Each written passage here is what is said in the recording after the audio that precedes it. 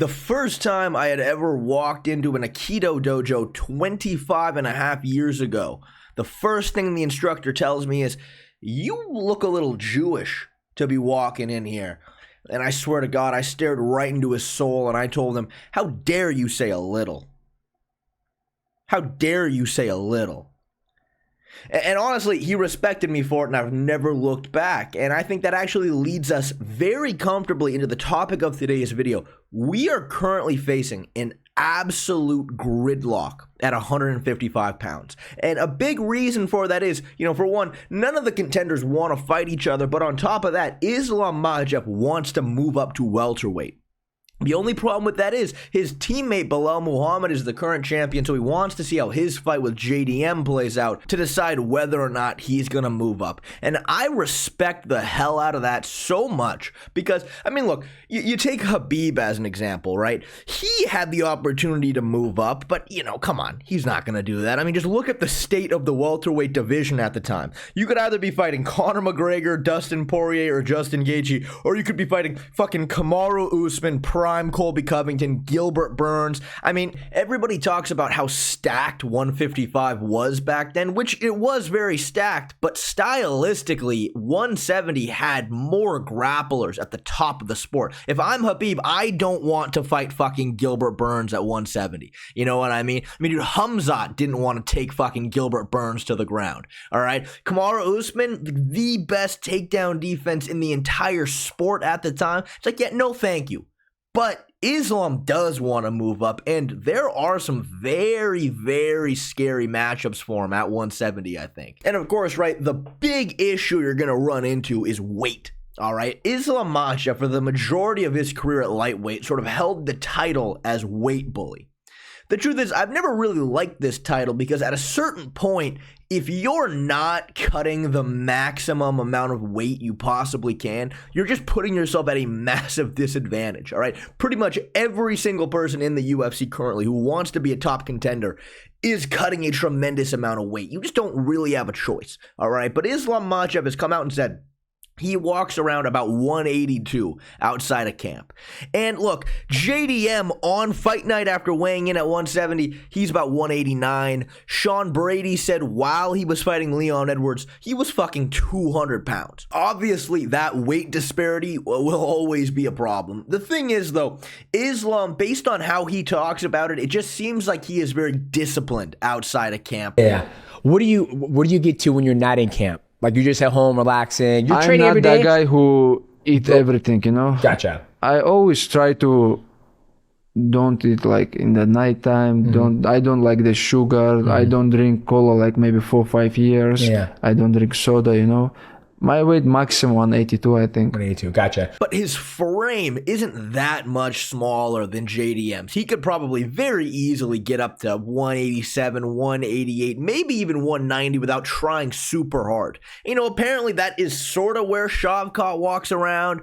So I don't think he's necessarily going to be too undersized for the division. But yeah, when it comes to guys like Sean Brady, like Belal Muhammad, these just absolute fucking girth cakes, you are just going to be giving up size and strength no matter what. And the thing about Islam Makhachev is, he's not that exceptional of an athlete. Islam Makhachev 99% of the time is not knocking you out with a single punch. He's not blast double-legging you from halfway across the octagon and slamming you. He's not picking you up with a high crotch off a fucking pistol squat. No, the thing that separates Islam is he is so goddamn technical. All right, that is just what it comes down to. All right, the boxing, the kickboxing, the wrestling, the jiu-jitsu. He is so technically sound in all of those areas. Defensively, his head movement, his footwork, his ability to evade, he is so unbelievably hard to land punches on clean. Volkanovski, coming right off of a 5-round striking clinic on Max Holloway, couldn't land on Islam for the fucking life of him. 95% of that fight for Volkanovski was just swinging at air. All right. I think the one physical attribute that Islam has that is fucking ridiculous is his squeeze. I mean, you look at the arm triangle finish that he hit on Oliveira. Typically with an arm triangle, you're not even squeezing. The goal is to drop your shoulder into their throat. That's what you're doing. You're not squeezing, you're driving your shoulder right in the throat. But that is not what Islam is doing here. His shoulder is over Oliveira's face, and he has his other hand all the way through. This is a reverse rear naked choke right here, and he just squeezed. You look at his fucking back muscles right here popping out of his skin, and Oliveira is panic tapping. All right, I mean, that is wild. His squeeze is absolutely insane. So look, with all of this being said, how does Islam stack up to the best at 170 pounds? Well, I do think that JDM probably is the easiest matchup for Islam out of any other name here, and even that matchup isn't that easy. I mean, Jack Della Maddalena, without a doubt, one of the best boxers in the UFC, and what is so interesting about this matchup is, Islam's boxing is extremely underrated. I mean, Islam outboxed Dustin Poirier.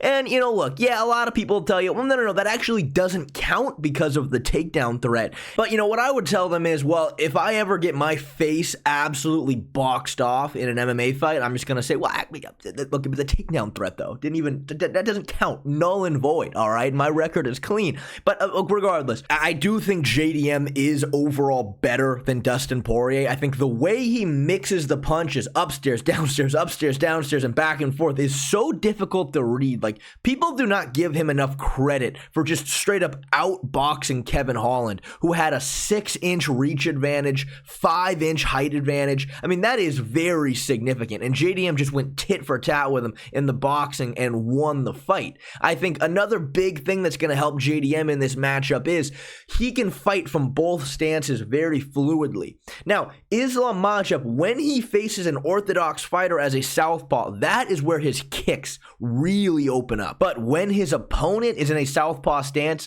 he doesn't kick at all. Against Dustin Poirier, he just didn't even try. He just elected to box with him, which I think if you're JDM, you're going to try to fight primarily from southpaw to limit Islam's kicks. Though, of course, the takedown threat is going to be what makes this matchup interesting. I've seen a fair amount of people try to assert the point that JDM can't wrestle, and I think that's crazy. I think JDM's overall grappling is so high level. The get-ups from the bottom are really crazy. The scrambles he's able to cause is super, super, super high level, but because he keeps his hands so high naturally, it does give guys the opportunity to get to his hips. I mean, that is why Gilbert Burns was able to take him down as much as he did. And looking at the Gilbert Burns fights, the scrambles that JDM was causing to try to get back to his feet was leaving him in this front headlock position.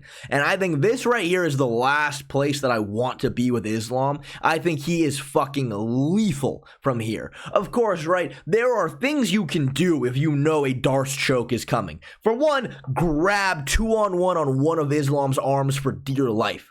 But again, right, he slips it in so fast, and once he gets that squeeze going, it's pretty much game over. And I think that right there is going to be Islam's biggest advantage in this matchup. I think, though, the big issue for Islam here is he's not that strong of a pure wrestler.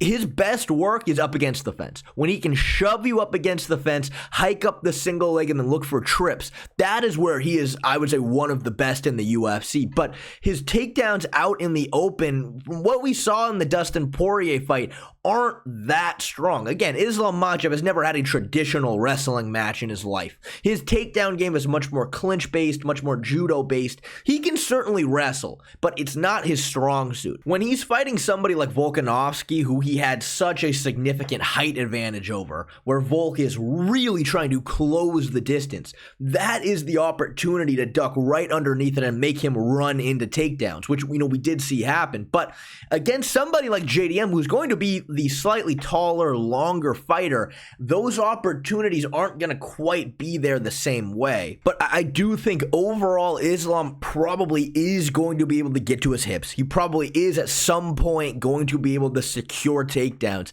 And at that point, the question is, how prepared is JDM for Islam's submission game? I mean, you look at the Dustin Poirier fight. Dustin just completely shelled up against Islam, stayed 100% calm, didn't waste any energy, and just tried to survive to eventually find his moments, which, again, he learned to do that because of the Khabib fight, where he kept trying to explode and scramble and ended up just burning himself out. So I think theoretically JDM could follow a game plan somewhat like this, but then the question is, how consistently can Islam secure takedowns? If you're willing to ride a lot of a round out just to stay safe, well, you better make sure that doesn't happen very frequently. But exactly how Islam's grappling strength is going to translate up a weight class against bigger guys, when we've seen in the past that his pure takedowns out in the open aren't the best, it is just sort of a question mark. If JDM can keep this fight on the feet, I do think he wins it from there.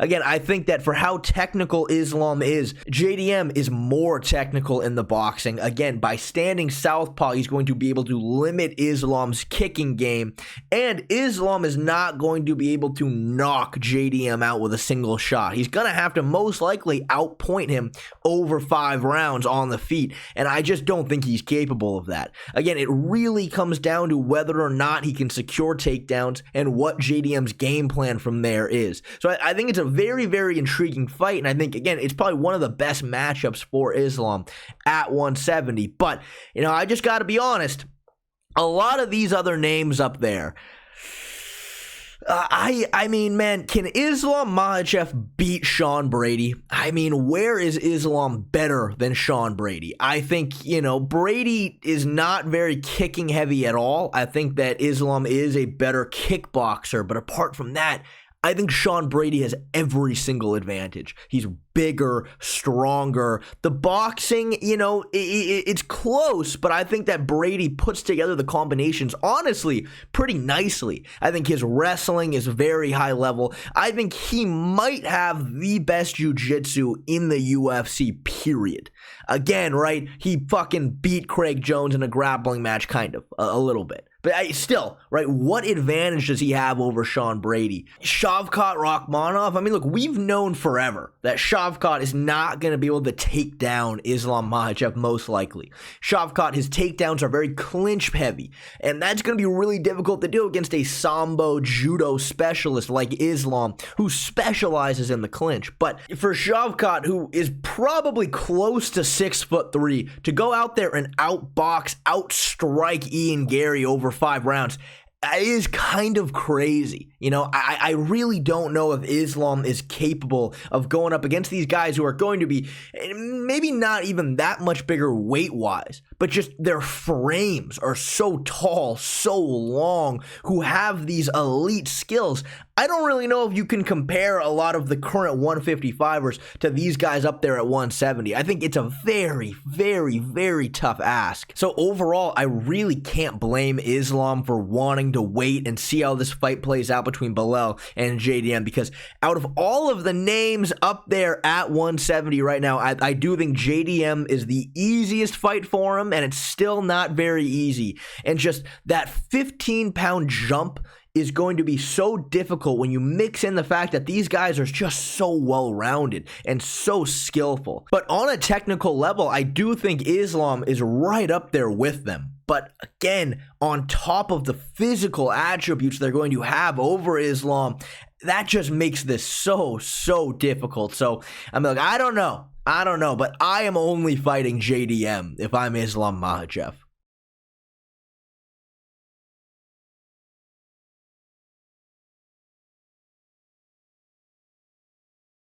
And honestly, I might just maybe potentially might be sort of leaning towards the possibility that I would predict Islam Makhachev to submit JDM if they fought. Maybe, I'm not 100%